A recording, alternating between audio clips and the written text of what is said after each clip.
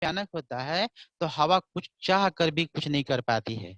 लेकिन जो अग्नि, जो फायर कमजोर होता है, उससे हवा, जैसे आप माचिस जलाते हो, एग्जाम्पल ले लो, आप जब माचिस जलाते हो, आपने देखा होगा कि वो हवा जो है उसे बुझा देती है। वही फायर जब किसी जंगल में लगता है, जब किसी बड़े घरों में लग जाते हैं, तो वो वही हवा उसे बुझा नहीं पाती है।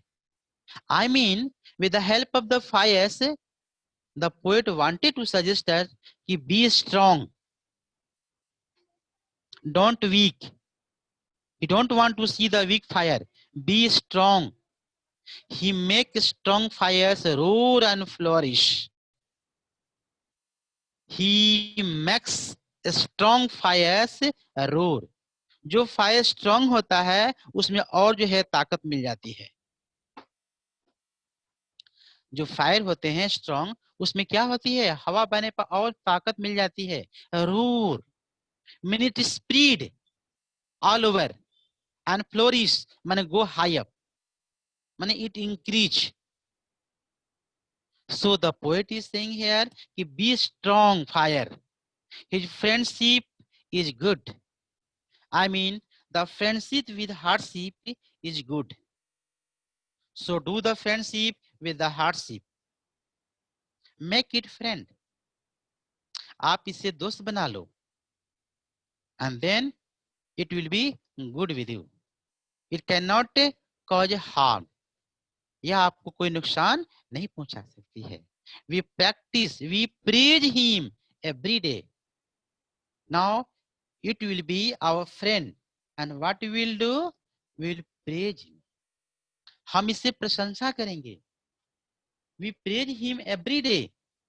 We will praise him. When we will praise, when he becomes our friends. We do praise our friend when it helps us, when it cannot harm in our life.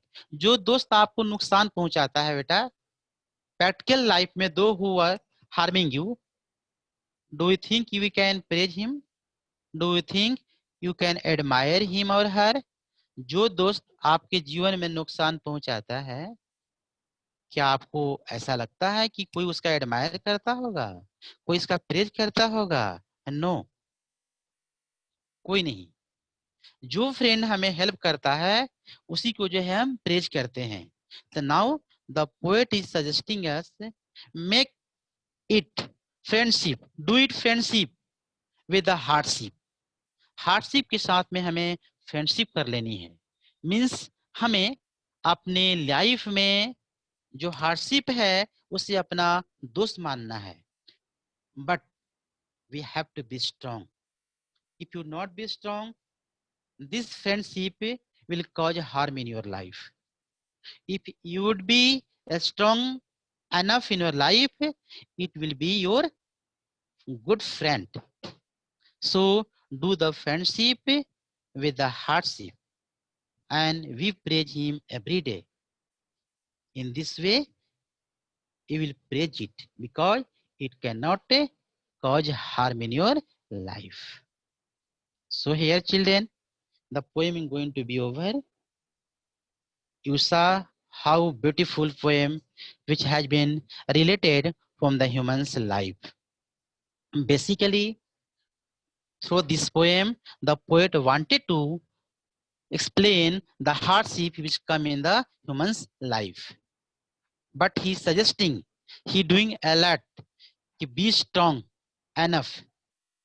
If you would not be strong enough in the life, the hardship will come and it will make you very weak, like as a frail, and you will be crumbling. I mean, you will be fail in the life. आप अपने जीवन में fail हो जाओगे यदि आप मजबूत नहीं रहोगे, स्ट्रांग नहीं रहोगे, तो आप अपने जीवन में फेल हो जाओगे। So the poet is sending a message through this poem. This is the central idea of the poem, that we should be strong mentally and physically both. हमें शारीरिक रूप से भी और मानसिक रूप से दोनों तरह से हमें स्ट्रांग रहना होगा। मानसिक वाई आ मेंटली, जैसे कवि ने कहा है मेंटली। मेंटली मीन्स बेटा बहुत लोग जो है वो क्या है, जैसे कोई पागल हो जाता है, वो कोई अपने जो है सुसाइड कर लेता है। तो हमें मेंटली भी स्ट्रॉन्ग करना चाहता है पोएट। वो चाहता है कि केवल फिजिकली नहीं, आपको मेंटली प्रिपेयर्ड रहना होगा। मेंटली प्रिपेयर्ड रहने का मीन्स ये है कि we should accept the hardship in our life. हमें यह जानना होगा पहले से ही कि हार्डशिप तो हमारे जीवन में आएंगे और ये एक नेचुरल फेनोमिना है, लेकिन हमें अपने आपा को नहीं खोना है। We should not lose our heart, we should not give up, we should be much stronger. हमें मजबूत रहना होगा, physically and mentally both. So it was the central idea of this poem.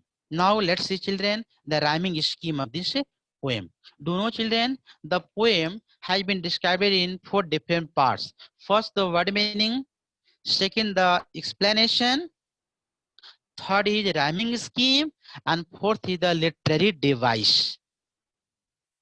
So word meaning, just I made you understand, I explain it.